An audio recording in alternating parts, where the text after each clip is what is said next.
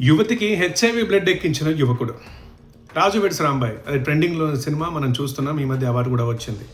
అది ఆల్రెడీ బయట జరిగింది అనే సినిమాగా తీశారు. ఆ తర్వాత కూడా అట్లాంటి ఘటనలు మనం చూస్తూనే ఉన్నాం. ఇప్పుడు ఇక్కడ రీసెంట్గా పోచారం గ్రామంలో ఒక యువకుడికి యువతికి పెళ్లి నిశ్చయార్థం అయిపోయింది. పెళ్లి కన్ఫర్మ్ అయిపోయింది. సో ఎంగేజ్మెంట్ అయింది. అయిన తర్వాత ఆ అబ్బాయికి హెచ్ఐవి ఉందని తెలిసి అమ్మాయి పెళ్లి వద్దని చెప్పేసింది. వెంటనే ఇక పెళ్లి క్యాన్సిల్ చేసేశారు. అయితే ఆ కోపం తట్టుకోలేక, దాన్ని భరించలేక, నాకు ఎయిడ్స్ ఉందన్న కారణంతో నన్ను వద్దంటారా అని చెప్పి ఆ యువకుడు ఇక్కడ సైకో అని చెప్పుకోవాలి. ఇంటికి వెళ్ళి ఏ అమ్మాయితోనైతే పెళ్లి క్యాన్సిల్ అయిందో ఆ అమ్మాయి ఇంటికి వెళ్ళి ఆ అమ్మాయికి హెచ్ఐవి బ్లడ్ ఎక్కించాడు. ఎంత దారుణం చేశారు చూడండి. ఇక వెంటనే ఎవరో వాడొచ్చాడు, వచ్చి నాకు రక్తం ఎక్కించాడని పాపం ఆమె ఏడ్చేసరికి ఇంటి వాళ్ళందరూ హాస్పిటల్ తీసుకెళ్తే అక్కడ తెలిసింది ఏంటంటే అతడు ఎక్కించింది హెచ్ఐవి బ్లడ్ అని.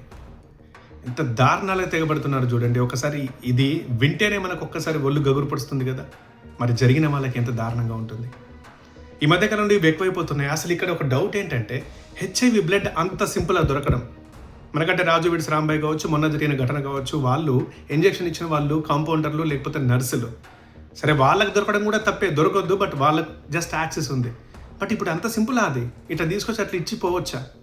దీని మీద సీరియస్గా దృష్టి పెట్టాలి ప్రభుత్వాలైనా పోలీసులైనా. ప్రస్తుతం అయితే అమ్మాయి అయితే సేఫ్గా ఉండాలని మనం కోరుకుందాం.